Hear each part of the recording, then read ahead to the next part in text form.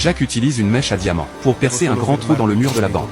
Il enlève lentement les pierres et voit bientôt le filet de sécurité qui déclenche l'alarme au moindre contact. Ensuite, Jacques sort un conduit en métal spécialement conçu et le fait passer solidement à travers l'ouverture, jusqu'à la porte du coffre-fort. Il appuie sur le bouton et la solution contenue dans le conduit tombe sur la serrure. Lorsque la serrure est complètement dissoute, Jacques se tourne et ouvre la réserve d'eau située derrière lui. Tout ce qu'il fait, c'est pour déclencher l'alarme à l'aide de l'eau, parce que seule cette méthode permet, après la désactivation de l'alarme, de faire croire aux agents de sécurité que le coffre-fort subit simplement une fuite d'eau. Il appelle immédiatement le directeur de la banque.